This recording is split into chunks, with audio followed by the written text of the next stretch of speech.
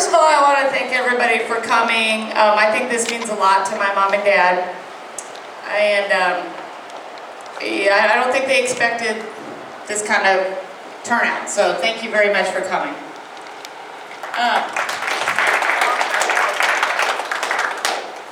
I think most of you know me, but just in case, I am Angie.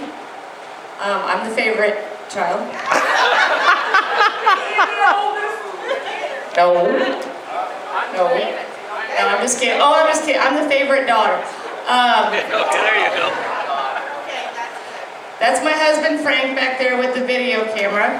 Hi, Frank. And my daughter Sam up here. My oldest brother David in there, and his lovely wife Tisha. And their kids Tyler and Kira. Wave. Come on, guys. And my baby brother Tim, and his lovely wife Megan.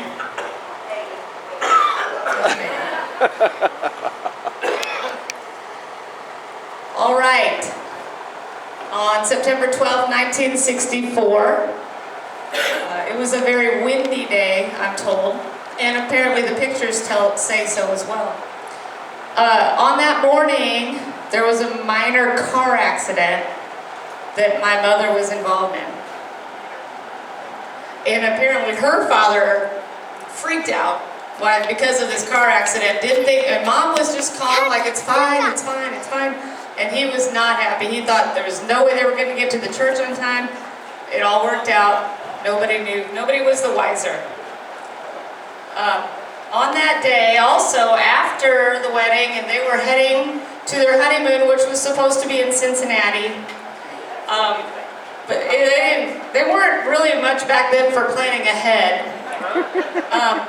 So they got to Cincinnati, and there was a Shriners convention in town.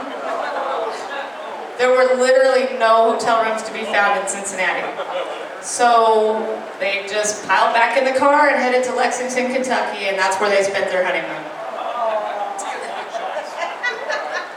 We have a few of the wedding party here, as you all probably saw standing up here. We have best man Ray Krebs. We have maid of honor Joanne Brackett. I guess matron of honor, right? Matron of honor, she was, yeah. We have one of the groomsmen, or back then they just called them all ushers. Joe Waltz is here. And we have two other bridesmaids, Peggy Welch, who was Peggy Rates at the time, and Peggy Woods, who had to leave already, but she was here as well. So we appreciate so many of the wedding party here. So only one bridesmaid missing, and she's actually passed on, and two groomsmen missing, but thank you so much for everybody who is here. Mom and Dad have endured a lot, as I'm sure all of you know who have been married as long as they have, or even close, or even a little bit. We've had our challenges, they've had their challenges.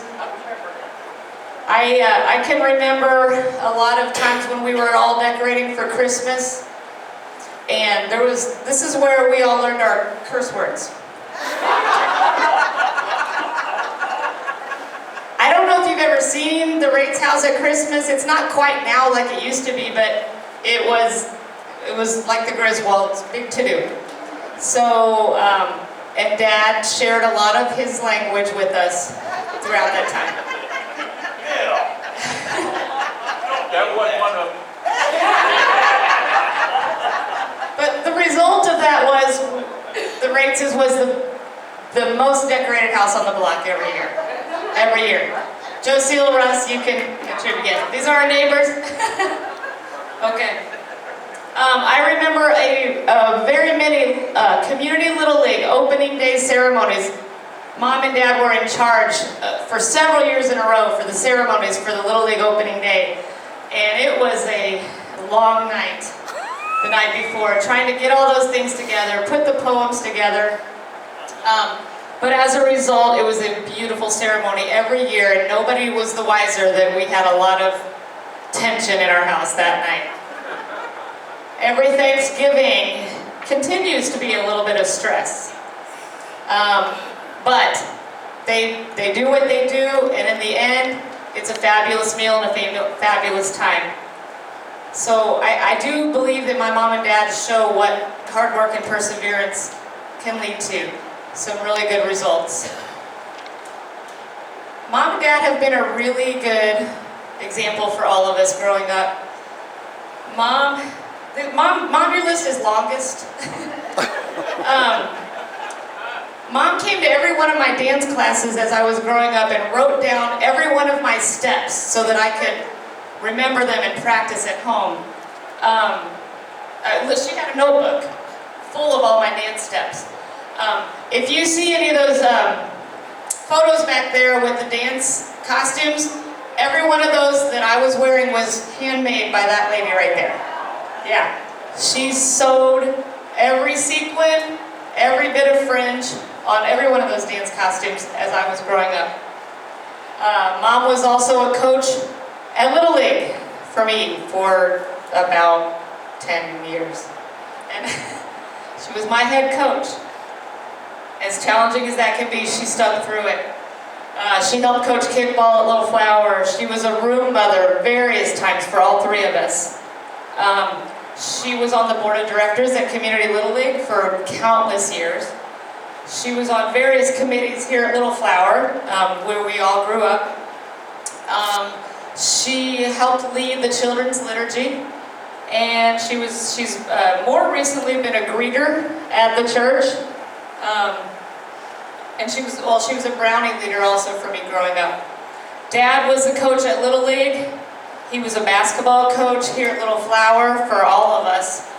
He was the president of the PTO for a little while here at Little Flower. He was on the Little League board for countless years, just like Mom. He was a referee and an umpire for so many years. You even did high school, right, Dad? High school? Yeah. High school basketball, Little League umpire. And he's been an usher here at Little Flower a lot. They have since retired from all of these duties, passing them along to us. Their influence has been so positive. David, my big brother, has been a Little League coach. He's been on the board of directors at Little League. He's been an usher at his parish. He has been an umpire, a coach here at Little Flower, and a scout leader for a little while when Tim was younger. As for me, I now teach dance currently. I also work on the board of directors with the dance company. I have coached at Little League, I coached at Little Flower. I was on the board of directors at Little League. I've done committees here at Little Flower, and I have coached, I think I said that. Tim, my baby brother, he's still young, so he's done a lot for his young years, and he's got a lot to come. He has been a coach at Little Flower for a lot of years, baseball and basketball both. He's an usher whenever somebody needs an usher. He's right there, ready to volunteer. He has gone on various retreats for seniors in high school, and he was a leader for those retreats.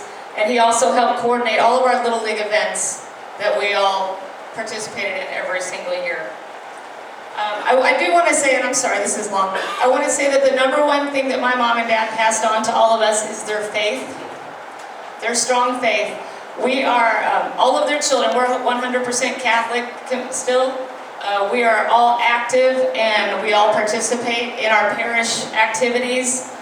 And that is all because of the influence of Judy and Bill Raines.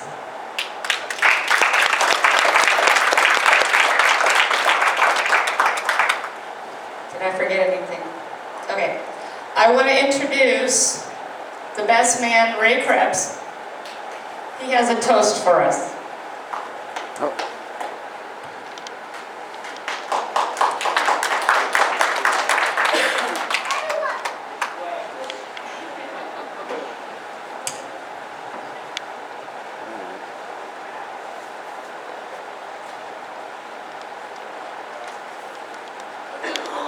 I better look at my notes to make sure I don't forget.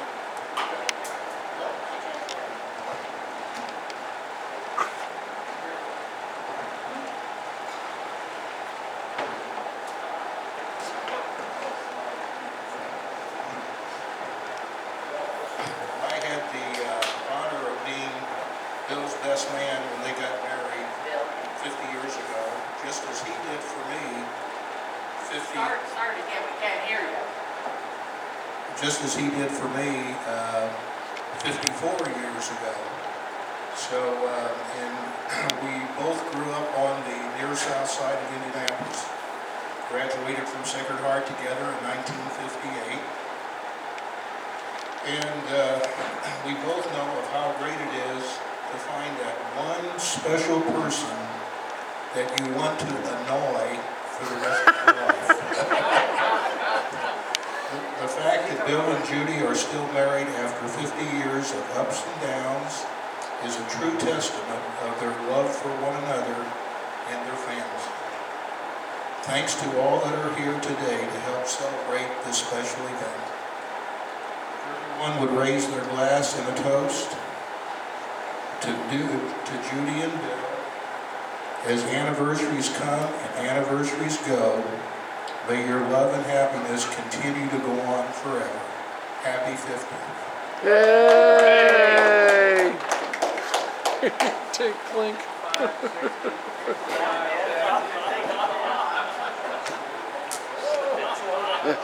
All right, thank you. We're going to cut the cake and enjoy.